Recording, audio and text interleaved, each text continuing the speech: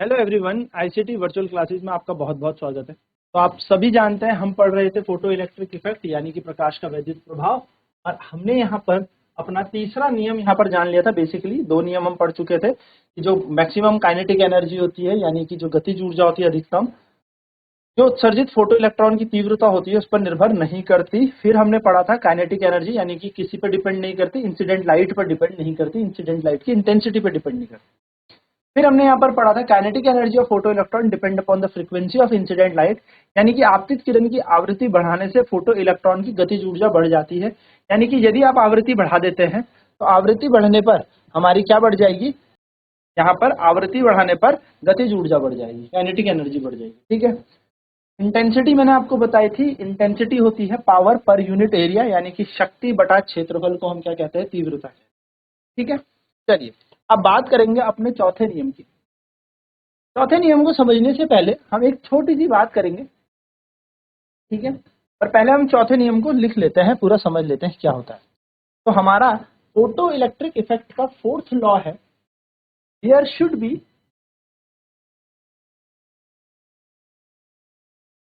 A minimum amount of energy, minimum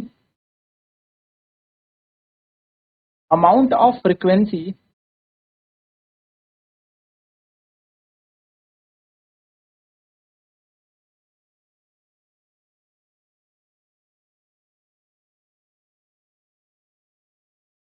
required emit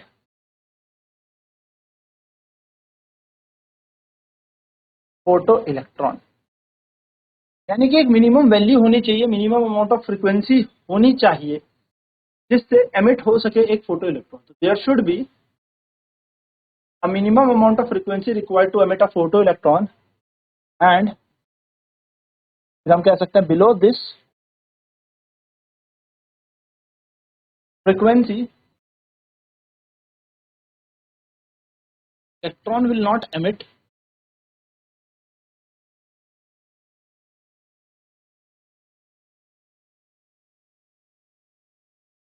this frequency is known as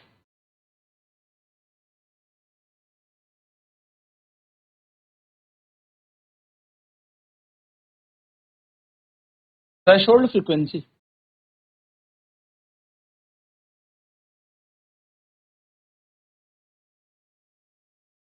देखो क्या कह रहा है, वो कह रहा है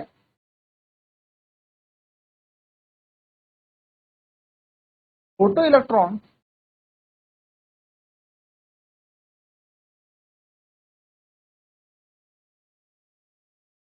के उत्सर्जन के लिए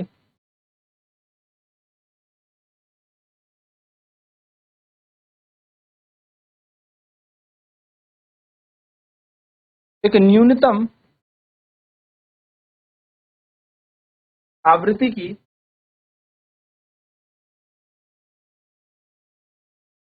आवश्यकता होती है।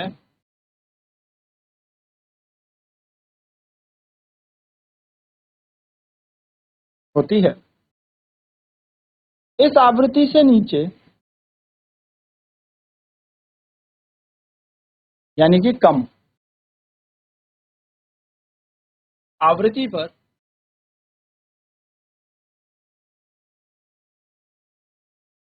इलेक्ट्रॉन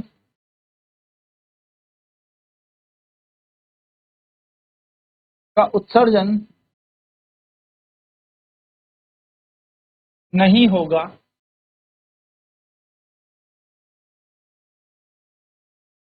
ठीक है। तो ये बात आपको याद रखनी है यहाँ पर। चलिए,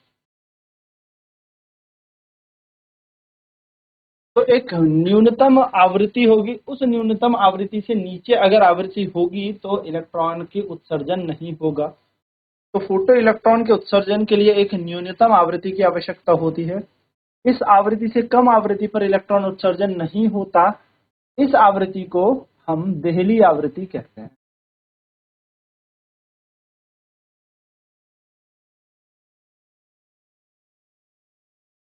देहली आवृत्ति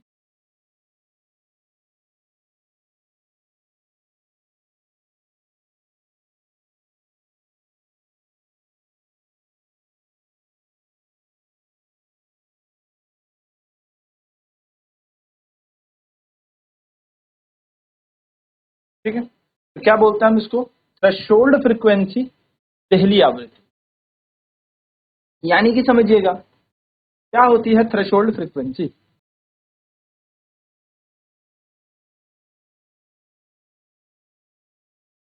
क्या होती है देहली आवृत्ति के बारे में थोड़ी सी बात लेते हैं।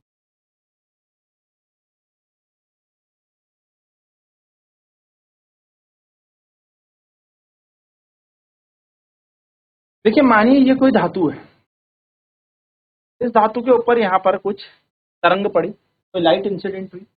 माना इस लाइट की इंसिडेंट है 50 हर्ट्ज, 50 हर्ट्ज इसकी क्या है, आवृत्ति है। इलेक्ट्रॉन कहता है कि मुझे यहां से अगर निकलना है तो 51 हर्ट्ज, या मैं बोल सकता हूं 100 हर्ट्ज की मुझे क्या चाहिए, आवृत्ति चाहिए। तो आप खुद समझिए, अगर 50 हर्ट्ज की मैंने इसके ऊपर ऐसी तरंग इंसिडेंट की, आपतित की, तो क्या ये इलेक्ट्रॉन निकलेगा, नहीं निकलेगा। आपका जवाब होगा क्यों, क्योंकि इस इलेक्ट्रॉन के उत्सर्जन के लिए हमें कम से कम 100 हर्ट्ज की आवृत्ति वाली एक तरंग चाहिए, एक लाइट रे चाहिए, एक प्रकाश का ऐसी चाहिए जिसकी आवृत्ति यानी कि जिसकी फ्रीक्वेंसी 100 हर्ट्ज हो। तो इस 50 हर्ट्ज में इलेक्ट्रॉन एमिट नहीं, या इस को बढ़ा के अगर 60 हर्ट्ज कर दें तो करेगा, तो भी इलेक्ट्रॉन यहाँ से एमिट नहीं होगा, क्योंकि यहाँ पर मिनिमम फ्रीक्वेंसी का क्राइटेरिया कितना रखा है, 100। लेकिन जैसे ही हम इस आवृत्ति को बढ़ाते बढ़ाते 100 कर देंगे, 100 हर्ट्ज, ये इलेक्ट्रॉन यहाँ से उत्सर्जित हो जाएगा। यानी कि 100 हर्ट्ज यहाँ पर एक मिनिमम फ्रीक्वेंसी हो चुकी है कि इससे कम आवृत्ति पर तो इलेक्ट्रॉन उत्सर्जित नहीं, इससे कम अगर आवृत्ति होगी तो इलेक्ट्रॉन उत्सर्जित नहीं होने वाला। इससे ऊपर आप कितनी भी आवृत्ति कर दो, 101, 105, 100, 1000, 10,000 वटेवर, आपका इलेक्ट्रॉन उत्सर्जित हो जाए। बट अगर इससे कम आवृत्ति आपने रखी तो इलेक्ट्रॉन एमिट नहीं होगा। इवन दो 99 हर्ट्ज यानी कि आप 99 हर्ट्ज की फ्रीक्वेंसी रखते हैं तो भी इलेक्ट्रॉन एमिट नहीं होगा। लेकिन जैसे ही आपने 100 हर्ट्ज कर दिया यानी कि 100 हर्ट्ज की कोई प्रकाश की तरंग इसके ऊपर फेंकी, तो यहाँ से इलेक्ट्रॉन का उत्सर्जन हो जाएगा। कारण क्या है, क्योंकि एक न्यूनतम आवृत्ति यहाँ पर फिक्स है, एक मिनिमम फ्रीक्वेंसी यहाँ पर फिक्स है कि इतनी चाहिए ही चाहिए तभी इलेक्ट्रॉन निकले। तो इस मिनिमम फ्रीक्वेंसी को नाम क्या दिया गया है, इस मिनिमम या न्यूनतम आवृत्ति का नाम दिया गया है देहली आवृत्ति यानी कि थ्रेशोल्ड फ्रीक्वेंसी। तो व्हाट इज थ्रेशोल्ड फ्रीक्वेंसी, ये क्वेश्चन कई बार आपके एग्जाम में आ सकता है। इसको डिनोट करते हैं कहीं कहीं एफ नॉट से, कई बार हम इसको न्यू नॉड से भी डिनोट करेंगे। आपकी बुक्स में ज्यादातर न्यू नॉड चलता है। क्या होता है न्यू नॉड बात, तो the minimum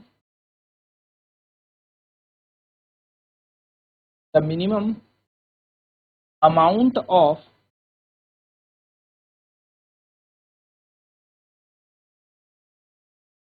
frequency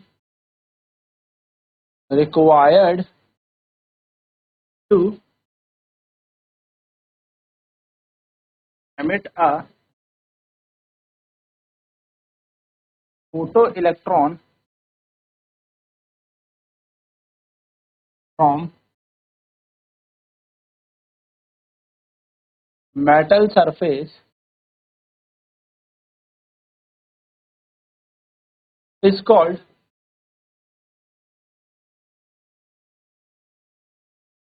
threshold frequency. The minimum amount of frequency required to emit a photoelectron from कि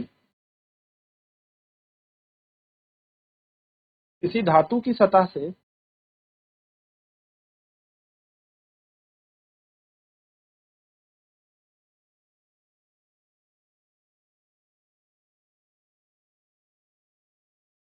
फोटो इलेक्ट्रॉन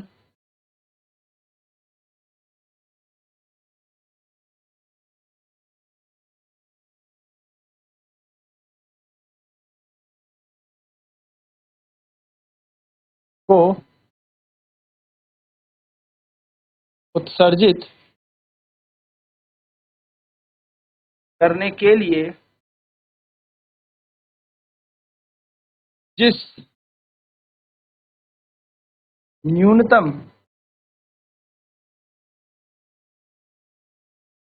आवृत्ति की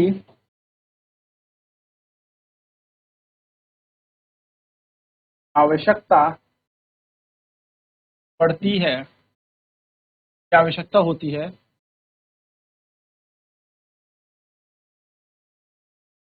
उसे पहली आवृत्ति कहा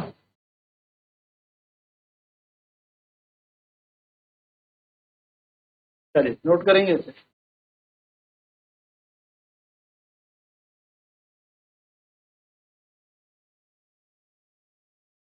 ठीक है, तो यहां पर हो गया। अब याद रखना यहाँ पर छोटा सा फॉर्मूला कि एनर्जी जो होती है ना, एनर्जी हमने पढ़ा भी है 11th क्लास में, आप लोगों ने केमिस्ट्री में भी पढ़ा होगा, याद रखेंगे। ये होती है, हम फोटोन की एनर्जी की बात कर रहे हैं बेसिकली। एनर्जी जो होती है वो होती है hc/लैम्डा। आपने ऐसे करके पढ़ा होगा ऊर्जा का सूत्र, थोड़ा सा रिकॉल कर लेना, hc/लैम्डा, है ना। हमने ये पढ़ा है, h यहाँ पर प्लांक कांस्टेंट होता है। और आपने एक चीज और पढ़ी होगी, E बराबर एक और फॉर्मूला पढ़ा होगा h न्यू, है ना। यानी कि जो ऊर्जा होती है वो प्लांक कांस्टेंट गुणा आवृत्ति के बराबर होती है। तो यानी कि एनर्जी डिपेंड्स ऑन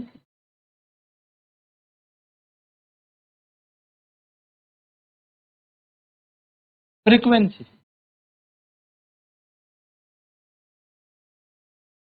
ऊर्जा आवृत्ति पर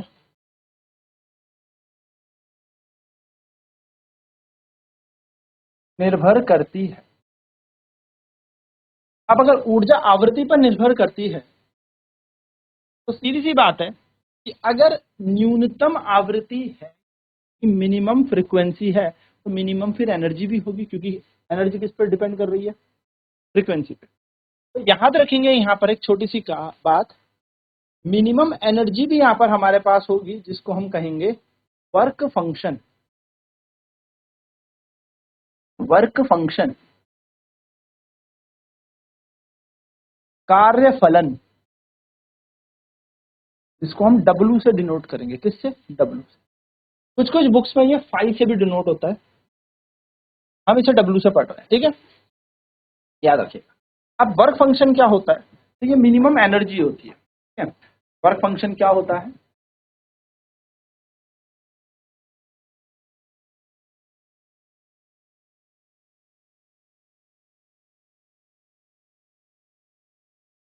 कार्य फलन क्या होता है,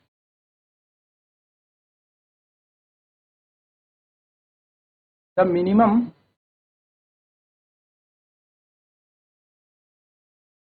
amount of energy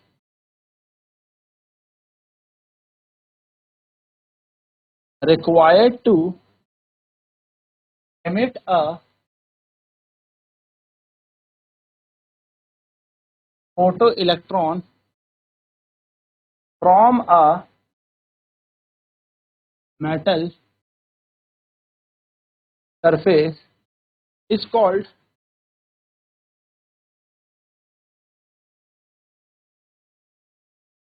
work function.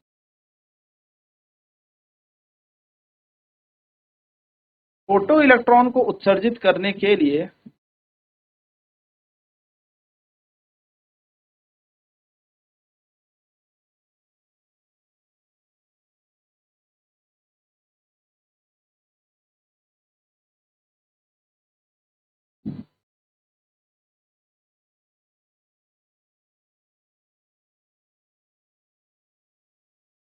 वह न्यूनतम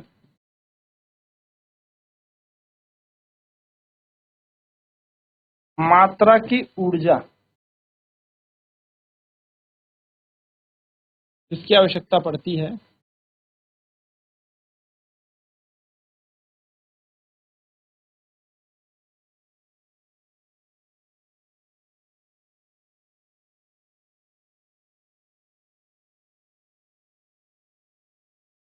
कार्य फलन कहलाती है।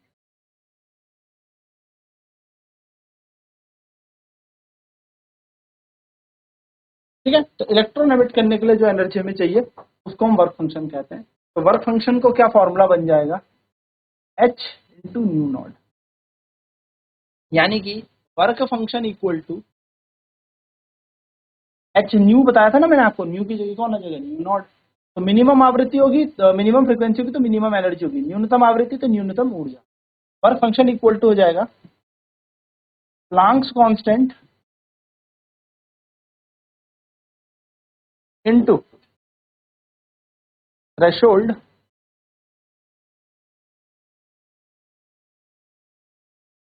फ्रीक्वेंसी। कार्यफलन बराबर प्लांक स्थिरांक गुणा देहली आवृत्ति। चलिए नोट कर लेना।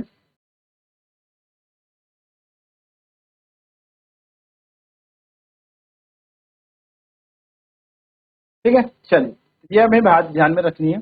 कभी आपसे मिनिमम एनर्जी पूछ ले, न्यूनतम ऊर्जा पूछ ले, तो कैसे आप यहाँ पे कैलकुलेट करेंगे। और हमारा पांचवा नियम होता है, अच्छा इसी तरीके से एक छोटा सा नोट और डाल लें, और एक नोट के साथ लिख लें थ्रेशोल्ड वेवलेंथ भी चीज होती है। थ्रेशोल्ड वेवलेंथ यानी कि दहली तरंगदैर्घ्य, देहली तरंगदैर्घ्य।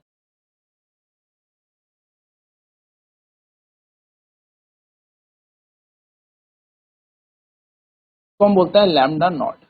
ठीक है, देहली तरंगदैर्घ्य। देखिए जिस तरीके से मिनिमम एनर्जी होती है, मिनिमम फ्रीक्वेंसी होती है, उस तरीके से मैक्सिमम वेवलेंथ होती है। तो the maximum wavelength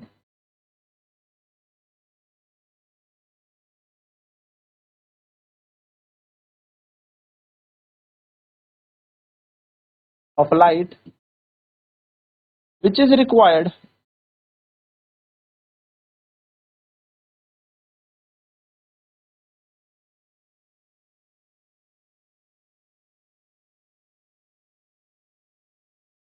emit a photoelectron from metal surface। अब ये मैक्सिमम वेवलेंथ होगी, क्या होगी, मैक्सिमम यानी कि अधिकतम तरंग दैर्घ्य। ठीक है, तो वह अधिकतम तरंग दैर्घ्य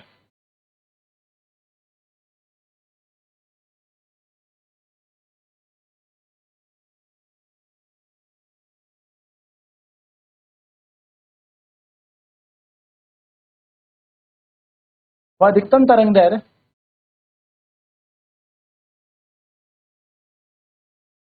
जिसकी आवश्यकता होती है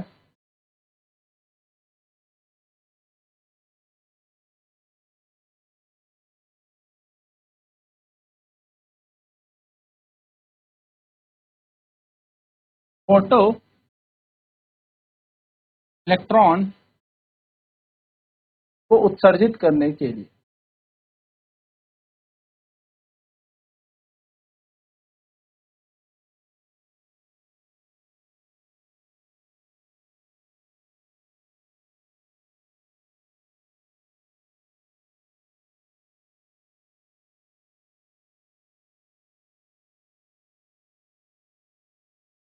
तो ये बेसिक सी चीजें हमें, तो किससे डिनोट करेंगे, लैम्डा नॉट से।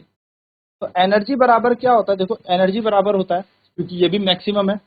अब देखो मैक्सिमम वेवलेंथ मैक्सिमम होगी तो एनर्जी खुद ब खुद ही मिनिमम हो जाएगी। तो एच न्यू नॉट हमने पढ़ा था ना अभी वर्क फंक्शन को, तो न्यू नॉट की जगह आ जाएगा सी अपॉन लैम्डा। ये भी वर्क फंक्शन से ही रिलेट होगा, क्योंकि वेवलेंथ यानी कि तरंग दैर्घ्य किससे सीधे संपर्क में होती है या फिर संबंधित होती है, हमारे वर्क फंक्शन से। ठीक है, तो वर्क फंक्शन या फिर हम कह सकते हैं कार्यफलन बराबर H इंटू सी। सी यहाँ पर क्या है हमारे पास, प्रकाश का, अब प्रकाश की चाल है, सी मतलब 3 गुना 10 की घात 8, और लैम्डा नॉट हमारी वेवलेंथ होती है। चलिए, और पांचवा हमारा नियम होता है, बहुत ही आसान नियम है हमारा फोटो इलेक्ट्रिक इफेक्ट का, here is no time lag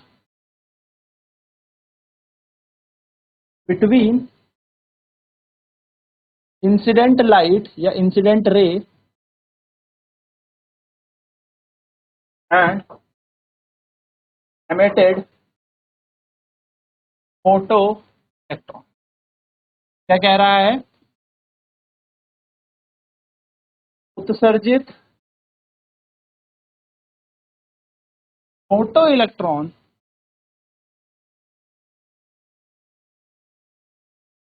व आपतित प्रकाश के बीच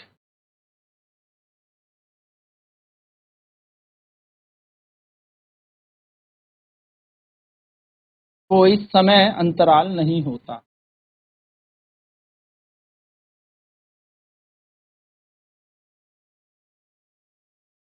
मतलब जैसे ही लाइट पड़ी वैसे ही इलेक्ट्रॉन क्या कर जाएगा, एमिट कर जाएगा। सिंपल, 5 वाला बहुत ही आसान है, बात आपको ध्यान रखना। तो ये 5 नियम थे फोटो इलेक्ट्रिक इफेक्ट के, यानी कि प्रकाश के वैद्युत प्रभाव के। नेक्स्ट क्लास में हम इन्हीं चीजों को अब यूज करके आइंस्टीन की फोटो इलेक्ट्रिक को प्रूव करेंगे, which is very important for your exam, आपकी परीक्षा के लिए काफी इंपॉर्टेंट। तो आज की क्लास में इतना ही। आईसीटी वर्चुअल क्लासेस में जुड़ने के लिए धन्यवाद आप सभी।